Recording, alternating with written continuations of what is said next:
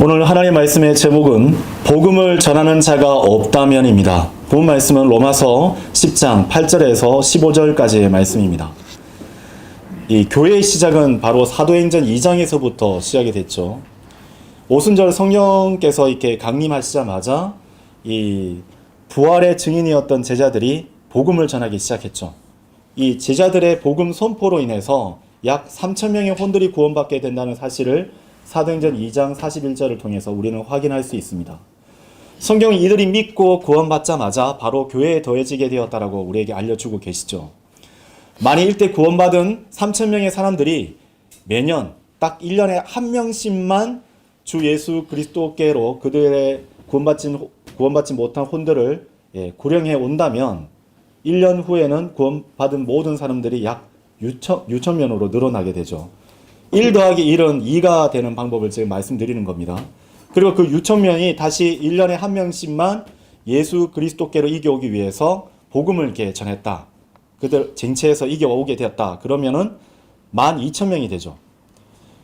이게 12,000명의 구원받은 사람들이 다시 1년에 주 예수 그리스도의 복음을 증거해서 한 명의 혼을 쟁취해서 주님께로 데려오게 된다면 셋째 해에는 24,000명의 혼들이 구원을 받죠. 어떤 그리스도인 수학자가 이를 계산했습니다. 어떻게 했냐면은 이렇게 구원받은 사람들이 1년에 한 명씩 구령된다면 30년 안에는 전 세계에 있는 모든 사람들이 다 주 예수 그리스도의 복음을 믿고 구원받게 된다라고 얘기를 했었어요. 예수님을 전혀 모르는 사람들이 우연히 어떻게 살아가다가 나 예수님 믿어야 되겠다라고 하는 경우는 없습니다. 예수님을 전혀 알고자 원치 않는 사람들이 나 갑자기 예수 믿고 싶어 라고 해서 교회를 찾아오는 경우는 극히 드물죠. 그들이 와서 주 예수 그리스도의 복음을 들으려고 하지 않기 때문에 믿는 사람들 중에 누구라도 그들에게 가서 복음을 선포해야만 하는 것입니다.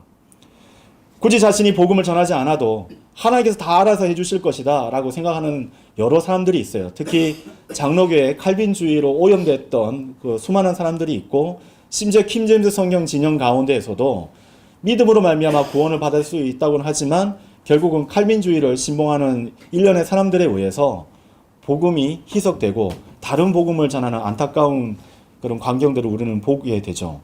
그러나 하나님께서는 이 특정한 이 일을 특정한 방법으로 하기로 정하셨어요. 하나님께서는 숫소들과 염소들의 피로 인간을 구원하실 수도 있으셨지만 우리가 알다시피 하나님께서는 그렇게 하지 않으셨습니다. 하나님께서는 로마 가톨릭의 성사를 통하여서 수많은 사람들의 혼을 구원시킬 수도 있으셨지만 하나님께서 그 방법을 선택하지 않으셨어요. 하나님께서는 수많은 도처에 우상 숭배들이 만연한 그 방법을 택해서 그래 너희들 불쌍하니까 이 방법으로 너희들의 혼을 구원하겠다라고 하지도 않으셨어요. 하나님께서는 오직 자신의 아들 주 예수 그리스도의 피로 모든 죄인들을 구원하기로 그렇게 결정하셨고 그 모든 일들을 이루셨습니다. 하나님께서는 밤하늘에 있는 그 별들로 복음을 수놓아서 정말 하나님의 그 놀라운 일들, 경이로운 일들을 보고 구원받게 하실 수도 있으셨지만 그 방법을 선택하지 않으셨어요. 하나님께서는 초자연적인 방법, 이 천둥 번개가 치고 하늘의 음성이 들리는 그 방법으로 자신의 뜻을 계시하고 주 예수 그리스도를 믿으라라고 알려주지 않으셨습니다.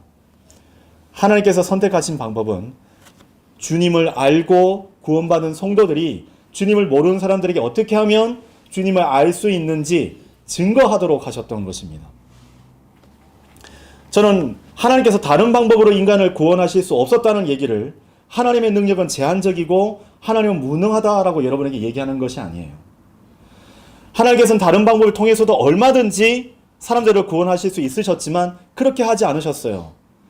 예수님께서 예루살렘 성에 입성하셨을 때에 백성들이 외치지 않는다면 돌들로 하여금 하나님을 찬양하겠다고 외치게끔 하실 수도 있으셨지만 하나님께서 그 방법을 선택하지 않으셨습니다.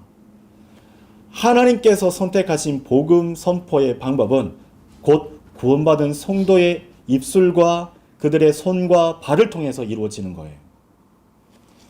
하나님께서는 온 세상에 있는 모든 창조물들이 하나님의 은혜의 복음을 듣기를 원하고 계십니다. 그래서 하나님께서는 지금도 찾고 계세요. 이 은혜의 복음을 자신의 아들을 통하여 주 예수 그리스도를 통하여서 완성하신 그 구원을 누가 가서 전할지를 지금도 찾고 계시는 것입니다. 이번 설교를 통해서 하나님의 뜻에 따라 우리는 성경에서 세 사람이 등장하는 것을 보게 될 터인데요. 제일 먼저 함족에게, 그리고 셈족, 그리고 마지막으로 야펫 쪽에게 복음을 전파하신 것을 우리는 살펴볼 것입니다. 복음을 전한 사람이 없다면 어떻게 주 예수 그리스도를 믿을 수 있을까요? 그 첫 번째로 하나님의 은혜의 복음이 전파되는 첫 번째 대상은 함을 조상으로 둔 종들의 종으로 불리우는 흑인의 이야기를 여러분에게 들려드리고자 합니다. 바로 에티오피아 내시의 이야기죠. 여러분 사도행전 8장 27절로 가보실까요? 사도행전 8장 27절을 보십시오.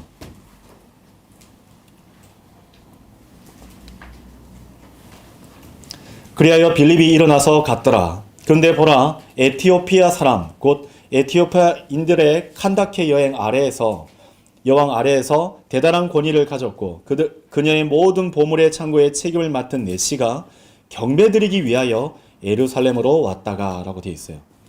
에티오피아는 아프리카 대륙이 있죠. 근데 이 사람은 직장에 휴가를 내서 일부러 여행을 간 겁니다. 근데 호텔 휴양지를 찾아간 게 아니에요. 괌이라든지 휴양지를 갖다 찾아간 게 아니고 시원한 음료수를 마시면서 좋은 음악과 유의들을 즐기기 위해서 간 것이 아닙니다. 이 사람은 자신에게 할당되어 있는 바쁜 업무를 뒤로하고 귀한 시간을 내어서 하나님께 경배드리기 위해서 예루살렘으로 갔던 것입니다.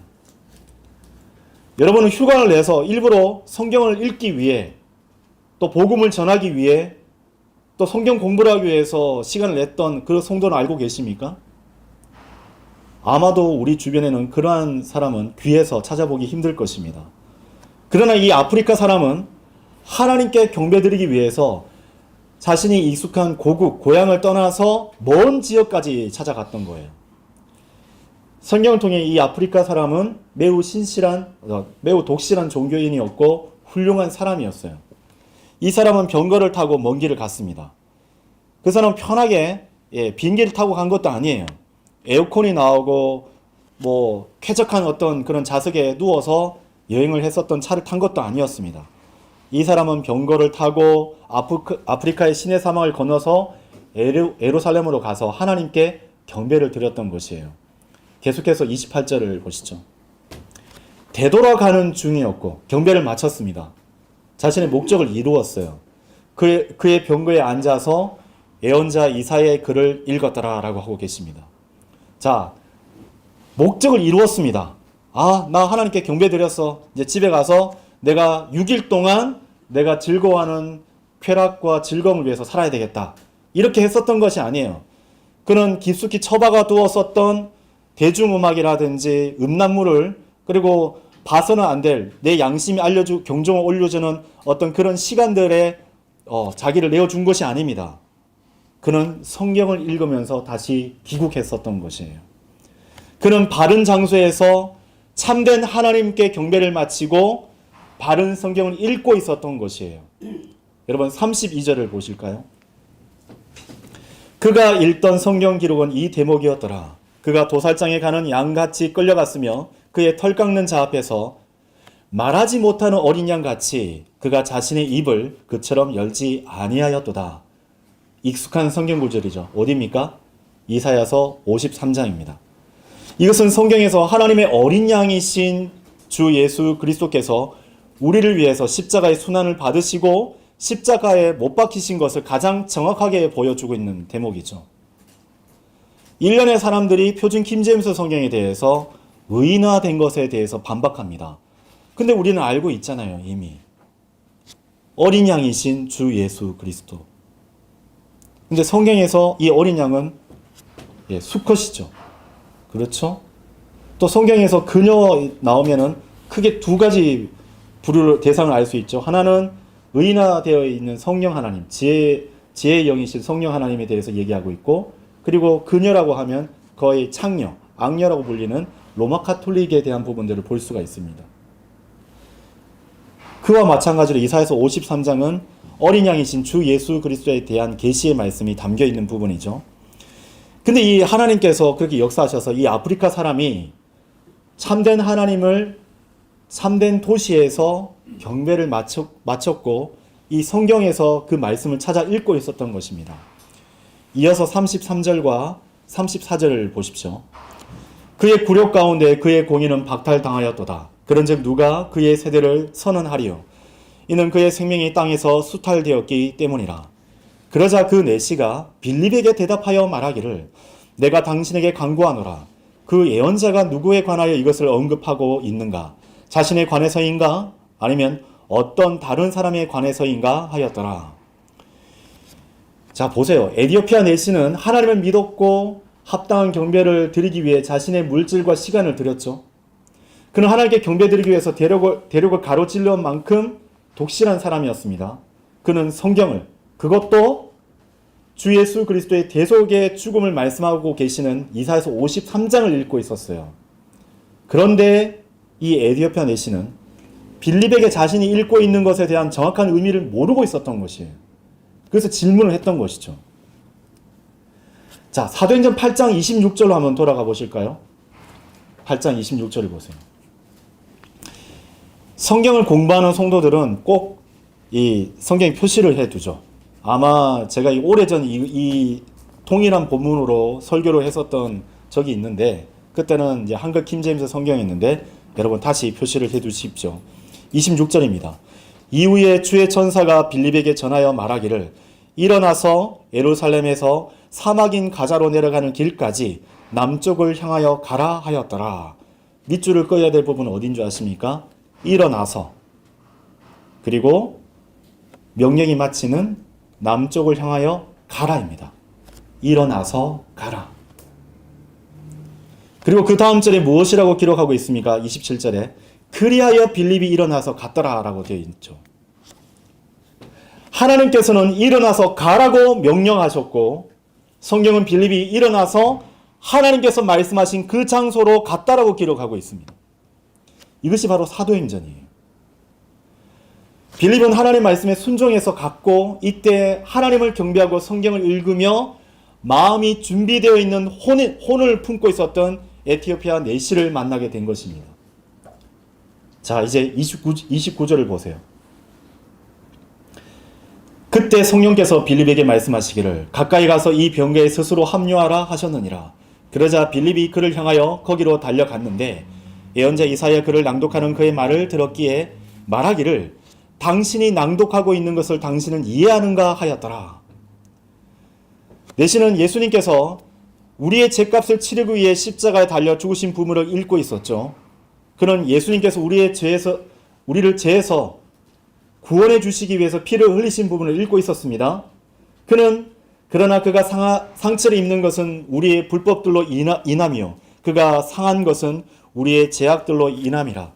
우리의 화평을 위하여 징계가 그의 위에 임하였도다. 그런즉 그가 맞은 채찍들로 우리가 치유되었다라는 이사야서 53장 5절의 말씀을 대면하고 있었던 것입니다. 그래서 빌립이 그에게 물었잖아요. 당신이 낭독하고 있는 그 글을 이해합니까? 라고 물었던 거예요. 그러자 내시가 어떤 사람도 나를 지도해 주지 않는데 내가 어떻게 이걸 이해할 수 있냐라고 답변하였던 것이죠. 우리 주위에 있는 모든 친구들, 가족들, 이웃들 한번 생각해 보세요. 에디오피아 내시와는 별반 다를 바 없습니다.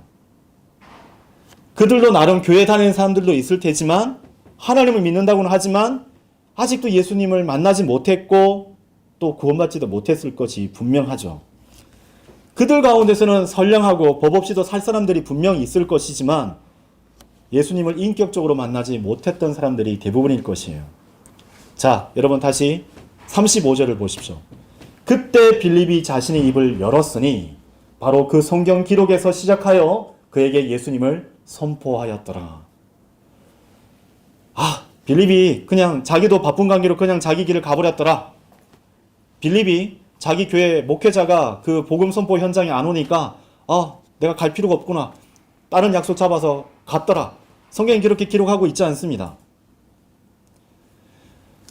멋지게 살면서 얼굴에 미소를 가득 담고 좋은 어떤 옷을 지니면서 누군가 와도 자신은 거듭나고 싶다라고 다가온 사람 아무도 없어요.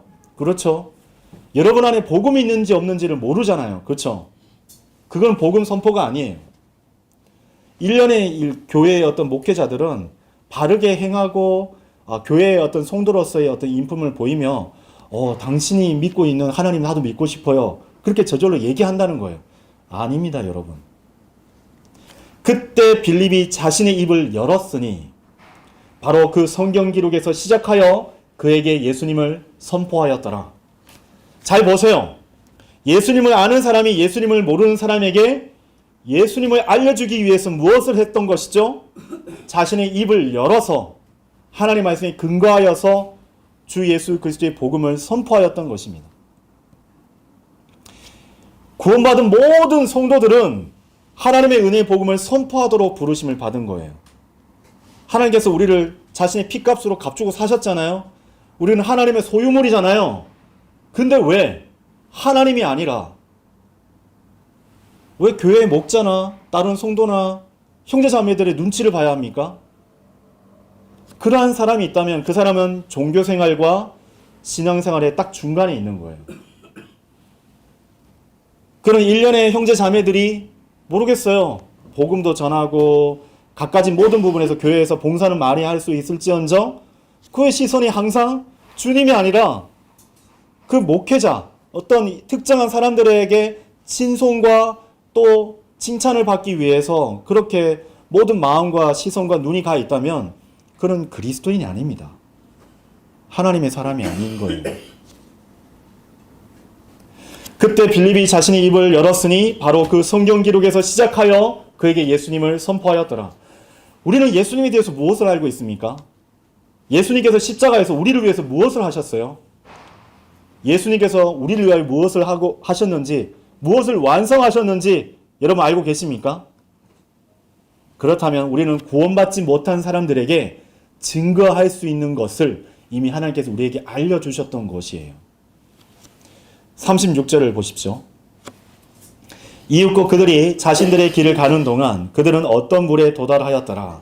그러자 그 메시가 말하기를 보라 여기에 물이 있도다. 내가 침례를 받는 데에 무엇이 방해하리요 하였더라. 만일 빌립이 NIV나 개역성경을 보고 있었더라면 다음과 같은 대답을 하지 못했을 것이에요. 37절에서 38절입니다. 이에 빌립이 말하기를 만일 당신이 당신의 마음을 다하여 믿는다면 당신은 침례를 받을 수 있느니라 하였더라. 그러자 그가 대답하여 말하기를 예수 그리스도께서 하나님의 아들이신 것을 나는 믿노라 하였더라. 그리하여 그가 병거를 가만히 세우도록 명령하였고 그들이 둘 다 물속으로 내려갔으니 빌립과 넷이 모두라. 그런 다음에 그가 그에게 침례를 주었더라. 에디피와 넷은 하나님을 믿고 있었고 또 경배도 드렸지만 예수님을 알지 못했습니다. 하나님께 경배를 드렸지만 참된 구원자이신 주 예수 그리스도를 믿고 구원받지는 못했어요. 성지 순례도 하고 성경도 읽고 있었지만 예수님을 전혀 몰랐습니다. 그는 성경에서 구원과 관련된 성경 구절을 읽고 있음에도 불구하고 그것이 누구에게 향한 말씀인지 나 자신을 구원하기 위한 독생자 주 예수 그리스도의 십자가 순환의 일인지를 그는 전혀 몰랐던 것이에요. 그래서 예수님께서는 이미 구원받았고 참된 구주이신 주 예수 그리스도를 아는 사람에게 일어나서 가라라고 명령하셨던 것입니다. 그리고 예수님 알고 있었던 빌립은 하나님의 명령에 따라서 갔던 것입니다. 에디오피아 내시는 신약에서 주님께서 사도 바울에게 전해준 복음 그대로 구원받은 첫 번째 사람으로 성경에 기록되어 있는 것이에요. 이것이 바로 성경에서 기록되어 있는 흑인이 구원받은 이야기입니다. 이제 두 번째로 하나님의 은혜의 복음이 전파되어 구원받은 두 번째 대상을 볼 터인데요. 야펫을 조상으로 든 백인의 이야기를 한번 보도록 하겠습니다. 그가 누구냐면 로마의 군사 장교예요. 대위급에 해당되죠. 여러분 사도행전 10장 1절에서 2절 말씀을 찾아보시겠습니다.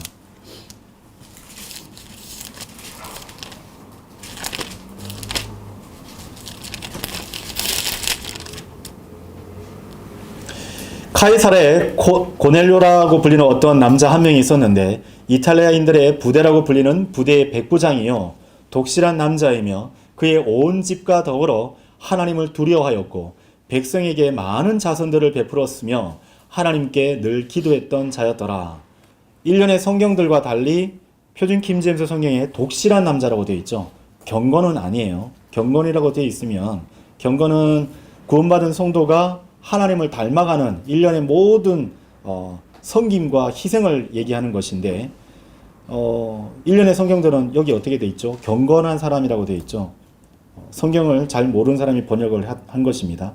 독실한이 맞는 거죠. 이 사람도 역시 보면은 하나님 앞에 훌륭하고 독실한 사람이에요. 백성을 구제하는 일에 앞장섰습니다. 참 훌륭하죠? 게다가 보세요. 하나님을 두려워하는 사람이에요. 이 구원받은 성도들 중에서 하나님을 두려워하지 않는 사람들이 너무나 많은데 이 사람은 구원받지도 못했는데 하나님을 두려워하는 사람이었다니까요. 그는 자신만 하나님을 두려워했던 것뿐만 아니라 자신의 온 가족에게도 하나님이 어떠한 분이신지 왜 두려워하는지에 대해서 구약 말씀을 펼쳐서 가르쳤고 그렇게 모두가 다 하나님을 믿고 두려워하도록 했던 것이에요.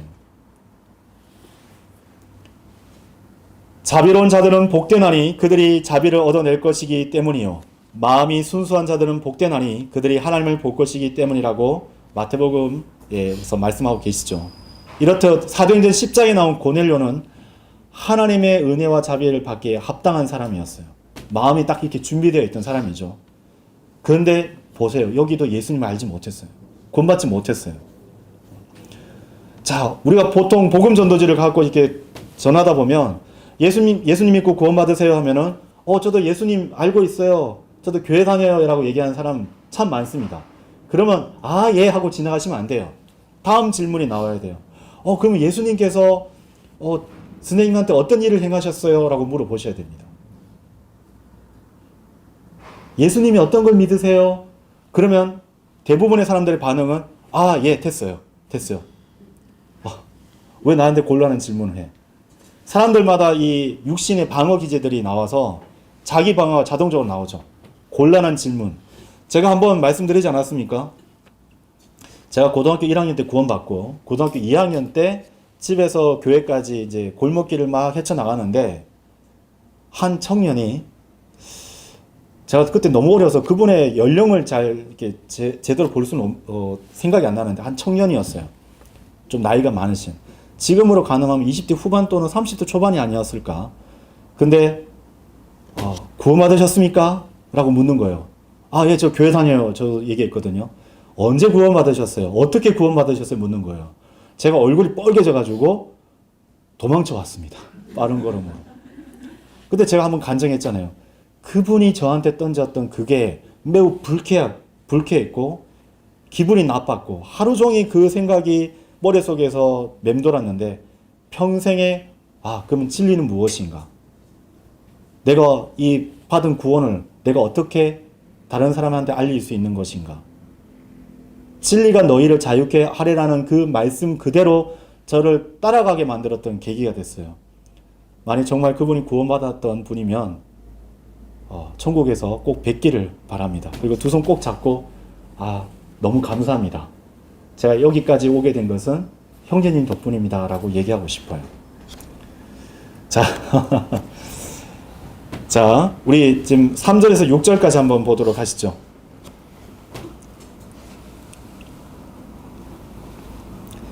그날의 제9시경에 하나님의 천사가 고넬료죠. 그에게 들어와서 그에게 말하기를 고넬료야 하는 현실을 그가 분명하게 보았더라. 황홀경 같은 게 아닙니다. 막 꿈과 환상 같은 게 아니라 눈앞에 보이는 현실을 통해서 분명하게 드러내 보여주신 것이죠. 4절 그런즉 그가 그를 바라보자 그가 무서워하여 말하기를 주여 무슨 일이니까 하였더라. 그러자 그가 그에게 이같이 말하였더라. 너의 기도들과 너의 자선이 하나님 앞에 기념으로 상달되었느니라. 그런즉 지금 요파로 사람들을 보내어 베드로라는 이명의 시몬이라 하는 이를 초청하라 라고 하고 계십니다. 자, 천사가 등장했어요. 여러분 보고 계십니까? 천사가 등장했어요. 그러면 복음을 직접 전하면 되지 않습니까? 그런데 왜 천사는 이 복음을 전하지 못했던 것입니까? 신약 시대에, 이 교회 시대에는 천사는 결단코 복음을 전할 수 없어요. 다른 시대 때 복음을 선포하게 되죠. 그래서 베드로전서 1장 12절을 보게 되면 천사들은 복음을 선포되는 것을 들여다보기를 열망하고 있다고 하고 계세요. 하나님께서는 누가 가서 복음을 전할까 찾고 계시지만 하나님만큼이나 더 뜨겁게 간절히 사모하면서 자기네들은 다 알잖아요. 지옥도 보고 있죠. 사람의 인생의 처음과 끝이 어떻게 되는지 다 보고 있잖아요. 수많은 사람들이 지옥에 넓게 벌린 그녀의 입 가운데 떨어지는 걸 보고 있잖아요. 천사는 알고 있잖아요. 누가복음 16장 19절에서 31절이 예시가 아니라, 예화가 아니라 실존했었던 장소에서 벌어진 일어난 것을 그들은 다 목격했잖아요. 얼마나 답답할까요? 고넬료에게 주 예수 그리스도께서 너를 위해서 십자가에서 피 흘려 죽었다. 이 사실을 믿으면 넌 구원받을 수 있다. 얼마나 얘기하고 싶었을까요? 근데 전할 수 없었어요. 천사들은 지금도 교회를 돌아다니면서 누가 복음을 전하는지 간절히 원하고 있는 거예요. 열망한다고 하고 있지 않습니까? 천사는 고넬료를 도와줄 수 없었습니다. 만약 일련의 어떤 잘못된 환상을 추구하고 있는 은사주의자들의 말처럼 하나님께서는 그런 방법으로 자기가 죽었다가 셋째 하늘까지 갔는데 다시 눈을 떠보니까 천국이 있었습니다 라고 막 얘기하는 사람들 있잖아요. 그건 마귀가 한 것입니다. 사실상. 그렇게 해서 수많은 사람들이 하나님 믿고 구원받았다고 해도 하나님께서는 그렇게 하지 않으세요. 분명하게 무엇을요? 주 예수 그리스도의 복음을 증거하도록 하셨지. 결국은 보면 그렇게 간증하고 돌아다니는 사람들은 대부분 뭐하고 관련되어 있습니까? 돈과 아주 깊은 연관성이 있죠. 복음을 간절히 듣기 원했었던 이 고넬료에게도 천사가 지정했었던 방법은 무엇이죠? 베드로라는 이명의 시몬이라는 이를 초청하라는 것이 전부였어요. 자, 여러분 19절로 가보실까요? 20절까지 보도록 하겠습니다. 베드로가 그 현시에 대하여 생각하고 있는 동안 베드로 또한 동시간대에 하나님께서 현시를 보여주신 것이에요. 성령께서 그에게 이같이 말씀하셨느니라. 보라, 세 남자가 너를 찾고 있느니라. 그러므로 일어나서 너는 내려가라. 그리고 아무것도 의심하지 말고 그들과 함께 가라. 이는 내가 그들을 보냈기 때문이라. 자, 여기에서도 우리가 주목해야 될 부분들이 등장했죠. 주님께서 빌립에게 뭐라고 말씀하신 것입니까? 일어나서 가라라고 했습니다. 일어나서 가라. 네가 서 있는 그 장소에서 하나님께서 보여주신 그 장소, 그 현장에 가라라고 명령하셨어요. 주님께서 가라고 하셨을 때 빌립도 갔죠. 주님께서 가라고 하실 때 드디어 베드로도 갔던 것입니다. 21절부터 보도록 하시죠. 22절까지 보겠습니다. 그때 베드로가 고넬료로부터 보냄을 받은 남자들에게 내려갔더라. 그러고는 말하기를 보라 내가 당신들을 찾고 있는 자라. 그러므로 당신들은 무슨 까닭으로 왔는가 하였더라. 그러자 그들이 이같이 말하였더라. 백부장 고넬료는 의인이요. 이 보냄을 받은 사람들이 뭐라고 얘기하는지 보세요. 고넬료에 대해서 의인이요. 하나님을 두려워하고 유대인들의 온 민족 사이에서 좋은 평판을 가진 분인데 거룩한 천사에 의하여 하나님으로부터 온 경고를 받았으니 자, 좋은 평판을 가진 분인데 라고 되어 있죠. 여기까지는 그들이 직접 봤었던 고넬료의 평판, 그들이 보고 듣고 느꼈던 부분들에 대해서 얘기한 거예요. 그 다음 부분들은 고넬료가 하나님의 현실을 받은 거에 대한 얘기를 직접적으로 들었습니다. 그것을 그들은 뭐죠? 믿고 전하고 있는 거예요. 거룩한 천사에 의하여 하나님으로부터 온 경고를 받았으니 사람을 보내어 당신을 그의 집안으로 모시고 당신의 말씀들을 들으라 하셨나이다. 우리 주변 사람들이 우리가 없어요. 그러면 우리에 대해서 뭐라고 얘기하던가요? 들어보셨습니까? 그 아무개 형제가, 아무개 자매가 당신에 대해서 이렇게 흉봤어. 이렇게 얘기했습니까? 아니면 그 자매님 정말 신실하셔. 정말 하나님 사랑하는 게 막 보이고 나도 본받아야 되겠어. 그러한 얘기를 여러분 듣고 계시는 분들이 있습니까? 고넬료는 그러했던 거예요. 사람들이 당사자가 없는 데서 얘기할 때 그것이 참입니다. 그렇죠? 고넬료는 그가 없는 곳에서조차도 좋은 말을 들을 만큼 훌륭한 사람이 분명했던 것이에요. 사람을 보내어 당신을 그의 집안으로 모시고 당신의 말씀들을 들으라 하셨나이다. 이것이 로마서 10장에서 말씀하셨던 바로 그 부분입니다. 로마서 10장 14절을 제가 다시 읽겠습니다. 그렇다면 그들이 믿지 아니하는 분을 어떻게 그들이 부르겠느냐? 또한 그들이 들어보지 못하는 분을 어떻게 그들이 믿겠느냐? 또한 선포자 한 명도 없이 어떻게 그들이 듣겠는가? 자, 이제 23절에서 25절을 보시죠. 그때 그가 그들을 안으로 불러 그들을 묻게 하였더라. 그리고 이튿날 베드로가 그들과 함께 떠났으니 요파로부터 온 어떤 형제들이 그와 함께 길을 나섰더라. 유대인 형제들입니다. 그리고 이튿날이 지나고 그들이 카이사라에 진입하였더라. 이에 고넬료는 그들을 기다렸고 그의 혈족들과 가까운 친구들도 한데 불렀더라. 자, 복음 선포자가 온다고 들었어요. 하나님께서 지정해 주신 그 설교자가 온다고 하는데 어떻게 했습니까? 이 고넬료는 혈족들을 불러 모았던 거예요. 친인척들을 불러 모았고 가까운 친구들까지 다 불러 모았어요. 그리고 보십시오. 25절을 보면 그리하여 베드로가 안으로 들어가는 동안 고넬료가 그를 맞이하였고 그의 두 발 앞에 엎드려 그에게 경배하였더라. 자, 이탈리아의 사람이 첫 번째 교황에게 했었던 부분들을 무엇인 줄 보세요.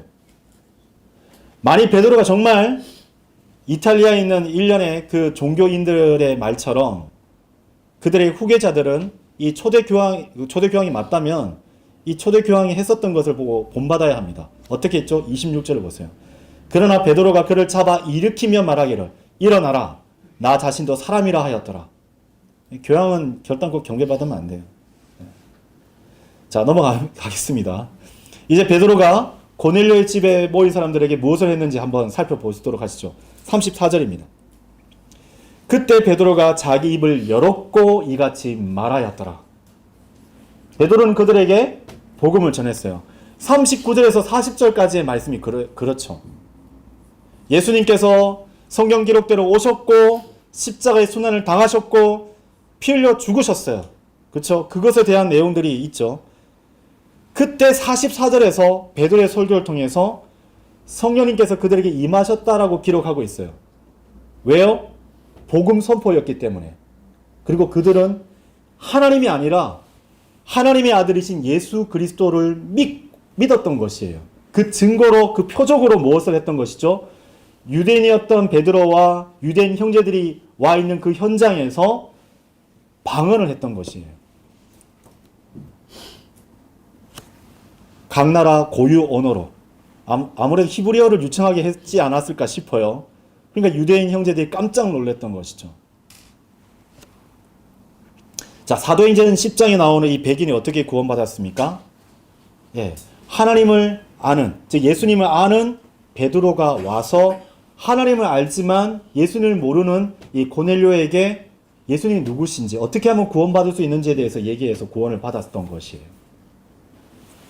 여기서 우리는 한번 생각해 봐야 됩니다. 여러분 주변에 이런 사람들 참 많죠. 근데 여러분이 입을 열지 않으면 그들은 결단코 예수님을 모릅니다.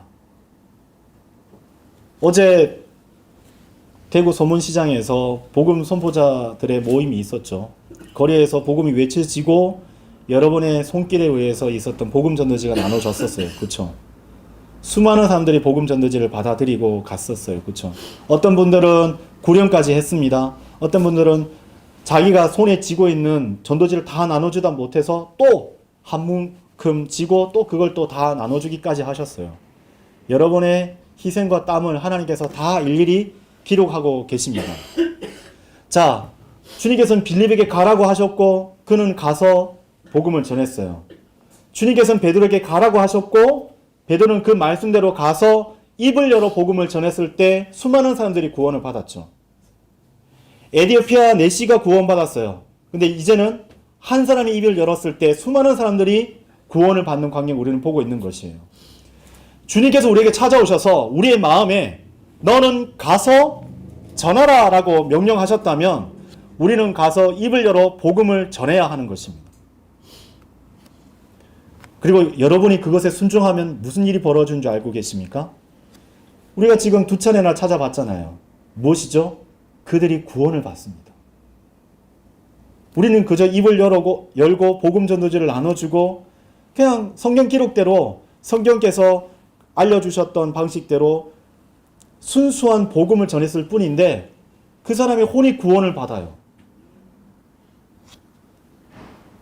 우리는 이 빌립처럼 베드로처럼 성령님의 인도를 받으면 하나님께서 우리를 사용하시는 놀라운 일들이 일어나게 될 것입니다. 복음을 전하는 사람이 없다면 어떻게 주님을 믿을 수 있겠습니까? 하나님의 은혜의 복음이 전파되어 구원받은 세 번째 대상을 보도록 하겠습니다. 이 세 번째 마지막 대상은 셈을 조상으로 둔 동양인이죠. 우리와 똑같은 유대인의 이야기들을 한번 보도록 하겠습니다. 사도행전 9장입니다. 누군지 아실 것이에요. 사도행전 9장이에요.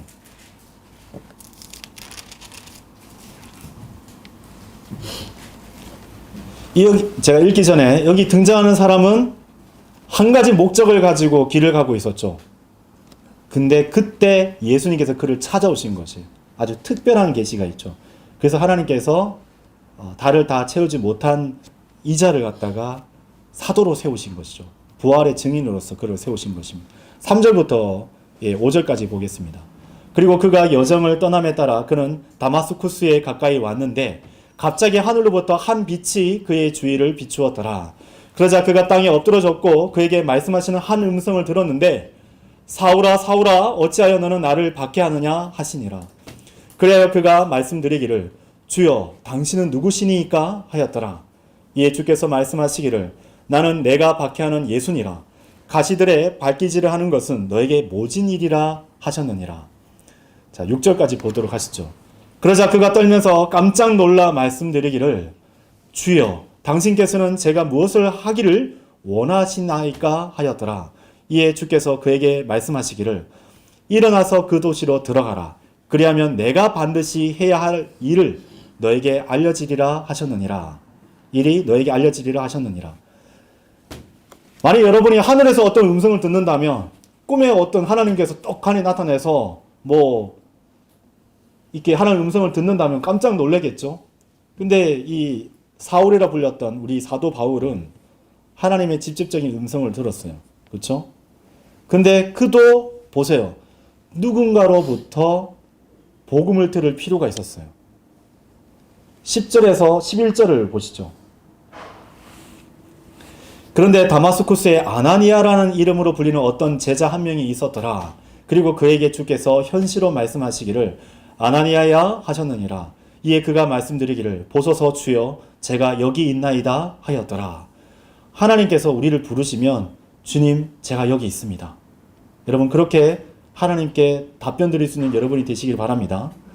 그리고 주께서 그에게 이같이 말씀하셨느니라. 일어나 곧은 거리라 불리는 곳으로 가서 유다의 집안에 타르수스 출신의 사울이라 불리는 이를 문의하라. 이는 보라 그가 기도하고 있으며 자기가 자신의 시력을 받을 수 있도록 아나니아라는 이름으로 불리는 남자가 안으로 들어와서 그의 손을 자신 위에 올리는 것을 현시로 보았기 때문이라 라고 하고 계세요. 11절에 보게 되면 보세요. 아나니아에게 하나님께서 일어나 가서 라고 하고 계십니다. 일어나 곧은 거리라 불리는 곳으로 가서. 그렇죠? 빌립에게 말씀하셨고 베드로에게 말씀하셨던 부분들이 아나니아에게도 동일한 명령이 주어졌어요. 그러면 지금 주님께서 여러분에게 이제 뭐라고 명령하고 계신지 여러분 그 음성이 들리십니까? 너는 집에 가서 잠잠하라. 이렇게 명령하셨어요. 넌 집에 가서 편히 쉬라. 너는 그 복음 전도자의 모임에 너 지역교회 목자가 안 가는 것을 확인하였으니 너는 다른 약속을 잡고 푹 쉬어라. 이렇게 명령하셨습니까? 아닙니다. 하나님께서는 우리 모두에게 일어나서 가라라 라고 명령하셨던 거예요. 하나님께서는 아나니아가 아직 메시지를 듣기도 전에 사울에게 그가 올 것을 보여주셨어요. 근데 하나님께서는 우리 이웃들에게 조금만 기다리면 백정인이 올 것이다 라고 알려주지 않습니다. 과연 하나님께서 여러분의 이웃과 친구, 친척들에게 여기 가만 앉아 있어. 그러면 문을 열고 그 암흑에 그 사람이 오게 될 것이다 라고 미리 말씀해 주실 수 있으실까요? 전혀 그렇지 않습니다. 그러한 일은 일어나지 않아요. 대구 서문시장에 있었던 상인들을 한번 떠올려 보십시오. 하나님께서 그들 마음속에 갑자기 음성으로 여기 앉아 기다려보라. 그러면 대구 생명침례교회 성도들이 와서 너에게 복음 전도지를 줄 것이다 라고 알려주셨겠습니까? 그러한 일은 일어나지 않습니다, 여러분. 그저 우리가 하나님께서 가라 그리고 전하라 라고 했었을 때에 아멘, 주님 제가 여기 있습니다. 그리고 가서 우리가 입을 열어 성경이 기록된 대로 전하게 될 때 놀라운 일들이 일어나게 되는 것입니다. 자, 15절을 한번 읽도록 하시죠. 그러나 주께서 그에게 이같이 말씀하셨느니라. 너의 길을 가라. 이는 그가 이방인들과 왕들과 이스라엘 자녀들 앞에서 나의 이름을 전하기 위하여 나에게 선택된 한 그릇이기 때문이라 라고 되어 있어요. 아나니아 입장에서는 못마땅한 부분들이 분명히 있었죠. 그가 어떤 사람인지 평판을 들었기 때문에. 그가 온다는 것은 매우 두려운 일이었어요. 그렇죠? 근데 하나님께서 그를 선택한다고 한다고 하니까 얼마나 기분이 나빴겠어요. 97년도였던 것 같아요. 지금도 그러한 일들은 여러 번 있지만 제가 이제 강릉에서 이제 복음을 전하기 위해서 다른 형제 자매들하고 같이 이제 흩어져서 상계해가지고 한 형제가 이제 복음 전하고 저는 이제 복음 전도지 주면서 구령하려고 돌고 있는데 저기 멀리서 보니까 삿다물이 내려져 있는 나이트클럽 앞에 제 몸에 거의 1.5배나 되는 큰 어깨를 가지고 있고 양팔과 반바지 입었었던 그 다리에 문신이 가득한 속칭 깍두기들이 있었어요. 조폭이었어요. 100% 조폭이었어요. 딱 보고 제가 무슨 생각이 드느냐면 절대 가서는 안 되겠다. 가면 큰일 나겠다. 저도 거리 설교했을 때 뭐 가래침을 받거나 멱살이 잡히거나 막 그런 경우도 있거든요. 그러니까 불현듯 두려움이 있었던 거예요. 마귀가 물론 그런 마음을 넣어줬겠지만. 근데 이제 제가 이제 그 거리에 광장을 돌면서 쭉 가는데 전하다 보고 이제 전하고 그 다음 가는데 한 분이 이렇게 손을 내밀길래 전도지 줬죠. 그럼 고기를 드니까 그 3명 중 1명이 받은 거예요. 1명이. 그래서 얼떨결에 나머지 2명한테도 줬어요. 근데 이분들이 어떻게 하는지 저를 삥 둘러 싸는 거예요. 그림자, 여름철이었으니까 반바지 입었단 말씀에 그림자가 드리워졌어요. 키도 거의 180이었으니까 그 사람들이. 그런데요, 결론부터 말씀드리면 주 예수 그리스도의 복음을 듣고 저 같은 죄인도 구원받을 수 있어요? 그러면 제가 초청을 했어요. 그러면 구원받기 원하십니까? 예, 구원받고 싶습니다. 그러면 예수님을 자신의 구주로 마음으로 믿고 입술로 시인하면 구원받을 수 있어요. 교회 안 다녀도 돼요? 그렇습니다. 지금 바로 구원받을 수 있습니다. 예, 구원받을래요. 3명이. 그 거리에서 무릎 꿇고 예수님을 구주로 영접을 했어요. 그게 저한테 너무 진기한 경험인 거예요. 아나니아도 마찬가지였던 것이죠. 근데 예수님께서 말씀하셨잖아요. 나에게 선택된 한 그릇이라. 예. 그래서 주님께서 일어나 가라고 했고 아나니아는 못마땅하지만 내가 또 그 거리에 서면 나 알아보는 사람 없을까? 뭐 그런 불편한 마음들이 있었겠죠. 근데 주님께서 일어나 가라고 했을 때 빌립이 일어나서 갔습니다. 베드로가 일어나서 갔습니다. 드디어 아나니아가 일어나서 갔습니다. 그래서 우리에게 있어서 신약교회에 위대한 사도인 사도 바울이 등장하게 된 것이에요. 우리가 주님의 말씀에 순종해서 가서 예수님을 전하게 되었을 때에 주님께서는 그 복음을 받아들이는 사람들을 통해서 놀라운 일들을 일으켜 주실 것이에요. 근데 누구를 통해서? 바로 우리를 통해서. 그러면 여러분 세상이 가져다 줄 수 없는 기쁨과 즐거움이 가득할 거예요. 여러분 좋아하시는 어떤 스포츠 그런 오락들이 있으십니까? 근데 그거보다 더 귀하고 기쁨으로 마음이 충만하고 영원한 오락이 있어요. 낚싯대를 들이우면 사람을 낳는 업으로서의 그 즐거움을 하나님께서 우리에게 주실 것이에요. 아, 주님, 저는 이 교회 출석해서 한 사람도 구령한 적이 없습니다. 주님, 제발 이 한 해가 가기 전에 한 사람의 혼을 구령할 수 있도록 도와주십시오. 그것이 여러분의 기도 제목이 되기를 저는 간절히 원합니다. 그리고 15절에 보면은 아주 유의할 단어가 나오는데요. 하나님께서 아나니아에게 너의 길을 가라라고 얘기했어요. 우리가 주목해야 될 것은 뭐냐면 아나니아가 갔던 그 길은 바로 하나님의 길이에요. 빌립이 갔던 그 길이에요. 베드로가 갔던 그 길입니다. 그리고 훗날 예수님을 믿고 구원받았었던 사도 바울을 비롯해서 수많은 사람들이 갔던 그 길입니다. 근데 한번 뒤돌아보세요. 우리가 가고 있는 걷고 있는 그 길은 하나님의 길입니까? 우리의 지금 오늘날 문제가 무엇인 줄 알고 계세요? 마지막 교회 시대를 살아가고 있는 우리의 문제가 무엇인 줄 알고 계세요? 우리가 걷고 있는 길과 하나님이 마련해 주신 그 길이 다르다는 데에 문제가 있는 것입니다. 수많은 사람들이 함께 걷다가 이탈합니다. 갖가지 이유를 듭니다. 갖가지 중요한 부분들을 들어요. 저는 그것이 심지어 하나님께서 기도 응답으로 주셨던 것들이었다는 것도 목도하고 있습니다. 근데 하나님을 바라봐야 되는데 하나님께서 응답해 주셨던 그것을 붙들어요. 우리 가운데 그리스도의 심판석이 언급될 때마다 아휴, 그날이 두렵다. 나는 지금 뭐하고 있지? 라고 마음 졸이시는 분들이 한두 번 이상 되실 거라고 저는 생각을 합니다. 왜 그런 일이 일어나는 걸까요? 주님을 위한 선한 동기로 일을 한 적도 없는 데다가 다른 것에 관심을 두고 있기 때문에요. 지금 여러분의 섬김이 주님이 아니라 내 남편, 내 아내, 지역교회 목사, 그런 다른 주위 사람들에 의해서 생긴 일이라면 여러분 그만두셔야 됩니다. 새롭게 다시 시작하셔야 돼요. 마음의 동기를 점검하셔야 됩니다. 하나님께서는 지금 일어나서 가라라는 명령에 아멘, 주님 제가 여기 있습니다 라고 하는 성도를 지금 찾고 계십니다. 빌립이 갔습니다. 베드로도 가고 아나니아도 갔어요.